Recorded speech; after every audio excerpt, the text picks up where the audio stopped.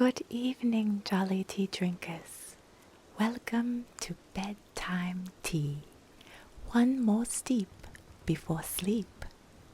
Grab your tea and your cozy blanket. Get comfortable. Take a deep breath. And allow me to read you a bedtime story. Ready? Tonight's story is The Case of the AWOL Package. Ladies, thank God you're both here, said Mr. Coffee as he opened the door to the mansion. Sean, we got here as quickly as we could, said Miss Tea. What's wrong? What's wrong is that I have a very important meeting to get to, and I'm missing a very important package that I need to bring with me to that meeting, explained Mr. Coffee. Could you please help me look for it? Of course we will, said Miss Tea. I'm sorry, where are my manners, said Mr. Coffee. And it's still raining too. Oh, please, come in, come in. He stepped back to allow the ladies to enter the house. Must be really important because you had your driver come all the way to pick us up, said Paulina in a daze, as she closed her umbrella and placed it by the door. Whoa, this place is huge. This is where you live? No, I told you, said Mr. Coffee. I live in the guest house behind the mansion. Yeah, but I thought you were joking, said Paulina. No, I wasn't joking then, and I'm not joking now, he said, as he quickly walked past them into the next room. The ladies looked at each other in confusion and then followed him. Okay, let's start on this level, said Mr. Coffee.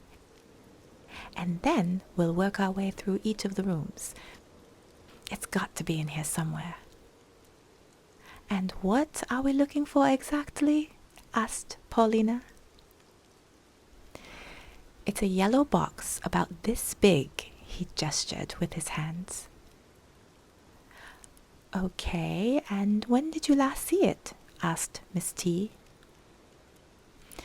Last night when I stopped home, before I went to the tea cafe, said Mr. Coffee. This is my fault. I should have taken it straight to the cottage. But instead, I went around and checked in with each child to see how their day went. After that, I left for the cafe. I didn't even realize the package was missing until this morning. I've been searching for 3 hours to no avail.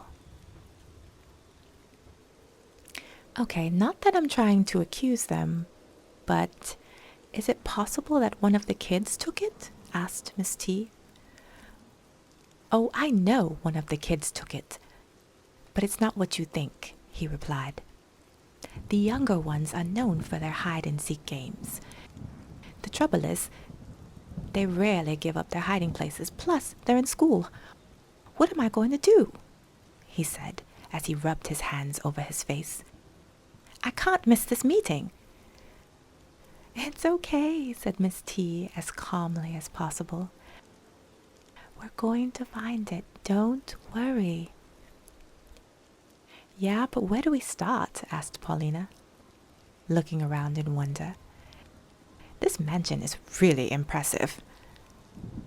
Paulina, if you help me find this package, said Mr. Coffee, you and Miss Tea could come back and visit any time you want. Roam the halls, jump on the beds, whatever you want. But right now, I just need you to focus, please. Okay, said Paulina. But remember you said that. Scout's honor, said Mr. Coffee. Oh, wow, you were a Boy Scout? Asked Miss Tea. No, I just always wanted to say that, said Mr. Coffee with a shrug. Okay, I have looked through every room on this floor, and I'm thinking that maybe I missed it because I was too frantic, said Mr. Coffee. Perhaps, but that's okay, because Paulina and I are here with 2 fresh pairs of eyes, and we will look through the rooms again, said Miss Tea. Now, are you sure it's down here and not in any of the bedrooms upstairs? Yes, because when I spoke to Sophie, she confirmed that the younger children usually like to play hide and seek on this floor only, said Mr. Coffee. Right, said Paulina. And who's Sophie? Oh, Sophie is my house manager, replied Mr. Coffee. She had an appointment this morning. After my driver dropped you off here, he went to go pick her up. But she won't arrive back here in time to help us. Okay, no worries. We'll look around this living room area first, said Miss Tea.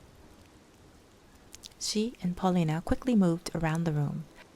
They searched everywhere, lifted up pillow cushions, and looked behind the chairs. Paulina even checked inside of the fireplace.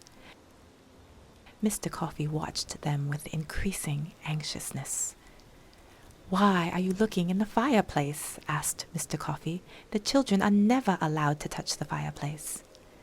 Just checking, just in case, said Paulina. Find anything? Miss Tea asked after a few minutes. Only some lovely furniture pieces that I wish I could afford, said Paulina with a smile. Miss Tea chuckled. Okay then, let's quickly check the next room. Mr. Coffee led them to the next room, which was a playroom, and it was filled with toys. Some were scattered across the floor. The lady stopped at the door and did a quick scan of the room. Wowzers, said Miss Tea. Is this what it's like to have kids? Asked Paulina. Because I'm not so interested in cleaning this much mess daily. Paulina, we clean up messes at the cafe every day, chuckled Miss Tea. It's basically the same thing. Sorry that you had to see this, said Mr. Coffee. Sophie usually keeps everything very neat and tidy, but she had an appointment this morning that she didn't want to be late for, much like myself. What time is your appointment? Asked Miss Tea. 1 p.m., answered Mr. Coffee. And let's see, said Miss Tea, looking at her watch. It's now... Yikes, it's 12:15. Ooh, cutting it kind of close, aren't we? Joked Paulina. Mr. Coffee gave her a stressed look. Paulina, I've been looking for this thing all morning. Sorry, I was just trying to make you laugh to break some of the tension, said Paulina. Well, it's not working, Mr. Coffee insisted. Please, can we just... Sorry, yes, I'm just going to keep looking, said Paulina as she mimed zipping her lips. Oh, thank you, sighed Mr. Coffee. Oh, look! They have a tea set, gushed Miss Tea. Paulina, look, it's so cute. Paulina rushed over to see. Oh my goodness, look! An easy bake oven! Oh, I so want to live here. She turned to face Mr. Coffee. Are there any more rooms available? Ladies, please, maintained Mr. Coffee. Sorry, Sean, said Miss Tea. Wait, I just want to take a quick look inside of the Easy Bake Oven, gushed Paulina. I always wanted one of these when I was a kid, but never got one. Paulina, he looks pretty upset, whispered Miss Tea. Let's just keep looking for the package. We can always come back another time. Paulina quickly opened the oven and gasped. Oh, look! There's a box in here. She pulled it out to show him. Wait, is this it? Mr. Coffee looked. Yes, this is it, he shouted, overjoyed. Paulina, I could kiss you right now. And you didn't want me to open the oven, said Paulina to Miss Tea. No need for all that, Mr. Coffee. I just want to come back and hang out in this playroom sometime. Mr. Coffee pointed at her and said, "You have an open invitation any day, any time." "Really? Thanks," said Paulina, very pleased.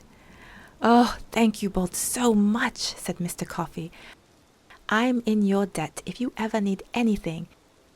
Just let me know and I'll take care of it."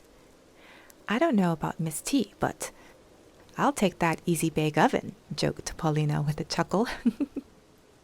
Mr. Coffee walked over, picked up the oven, and placed it in Paulina's hands. "Here you go. I'll buy them another one."